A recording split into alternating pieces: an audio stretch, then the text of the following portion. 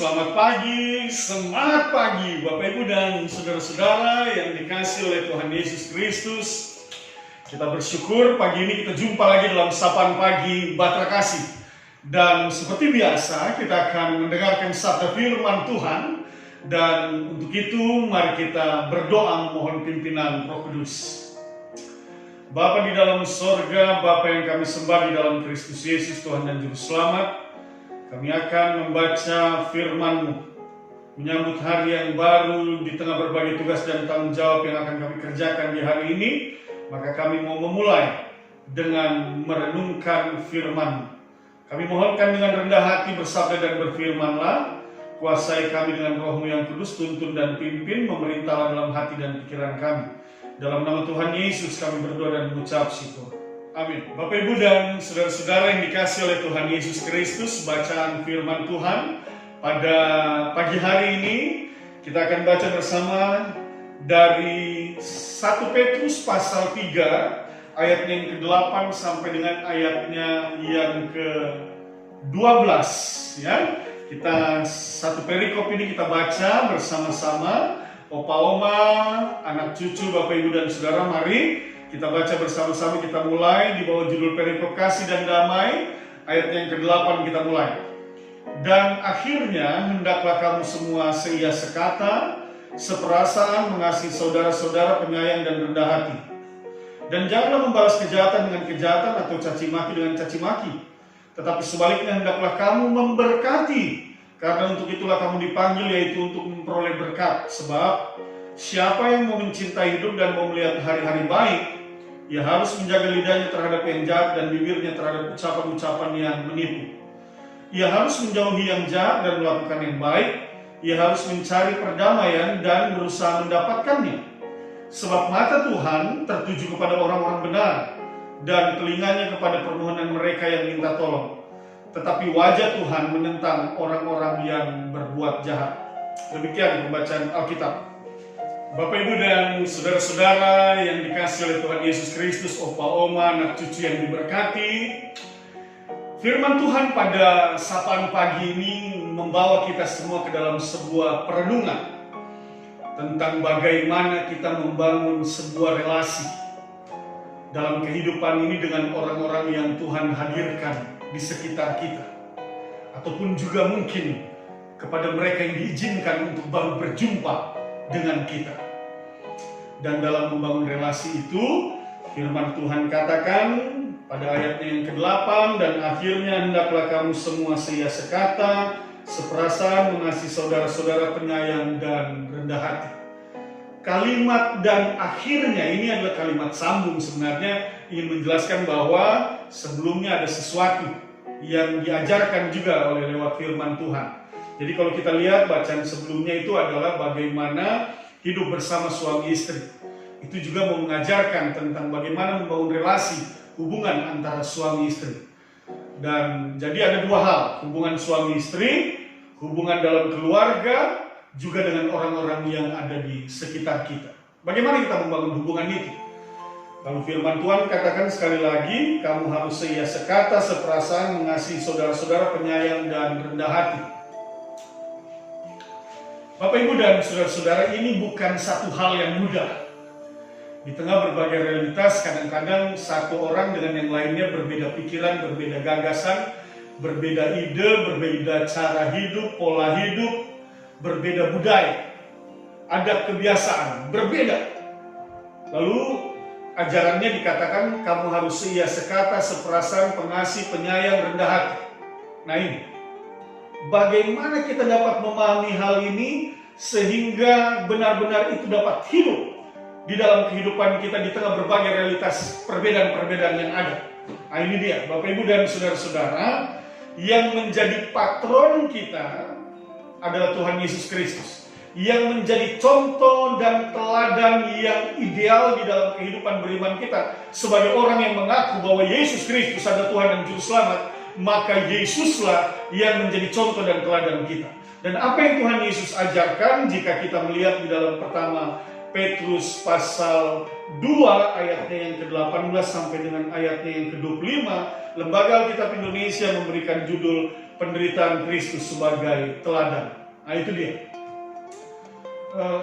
Saya merenungkan bagian ini dan saya memahami dengan baik dan benar bahwa ya memang Tuhan kita Yesus Kristus itu diperhadapkan juga dengan hal yang sama dengan apa yang kita alami saat ini.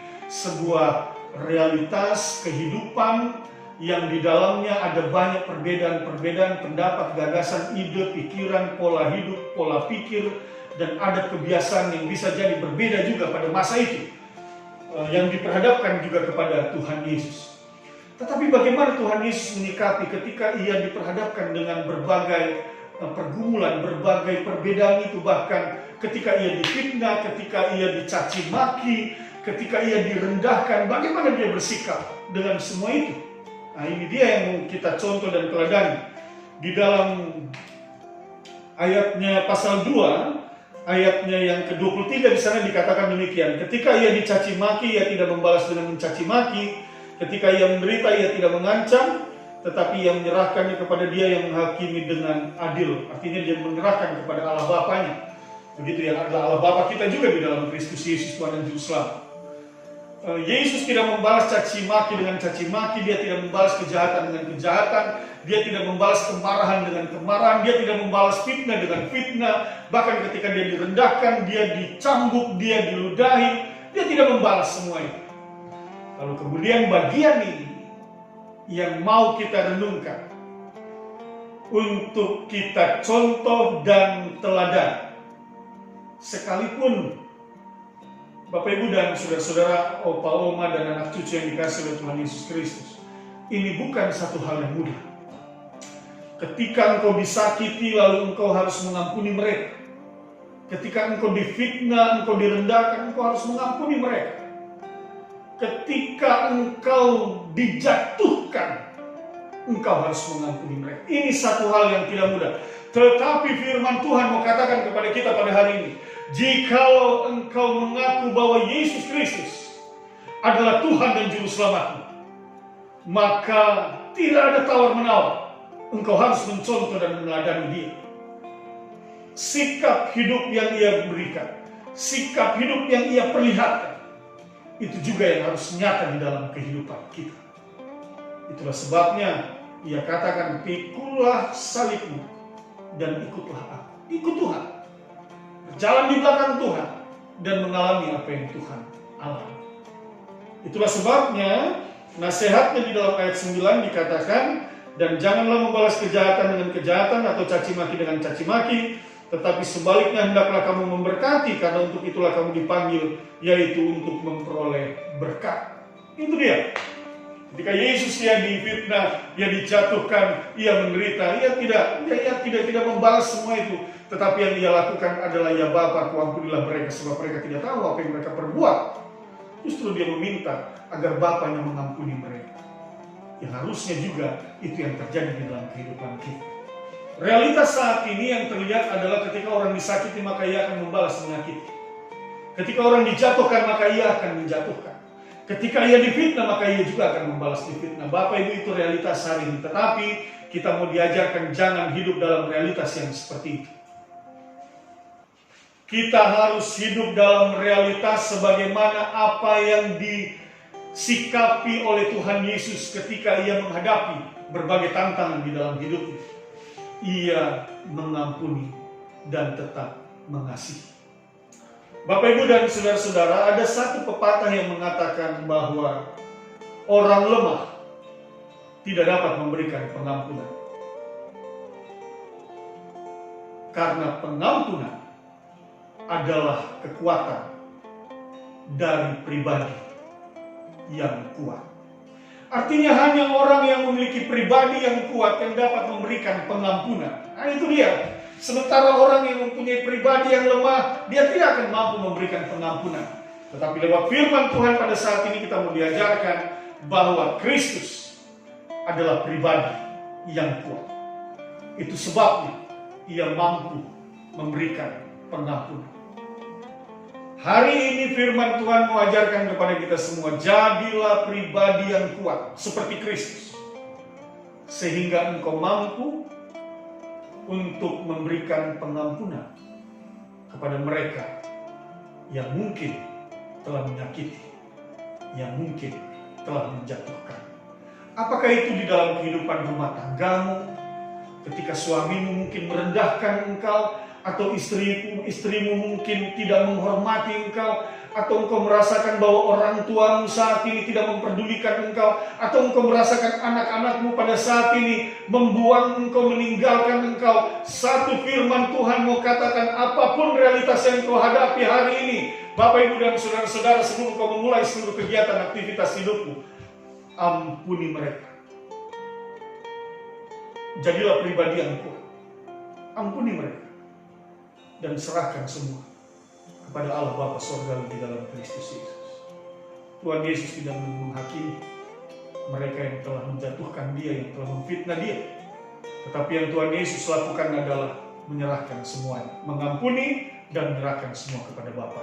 Oleh sebab itu, Bapak, Ibu, dan saudara-saudara, mari contoh dan teladani Tuhan Yesus. Satu hal yang pasti, ketika engkau menjadi pribadi yang kuat dan engkau mengampuni orang yang telah melakukan kekeliruan, kesalahan di dalam hidupmu, yakin dan percaya berkat-berkat Tuhan akan bertambah di dalam hidupmu. Karena apa firman Tuhan katakan?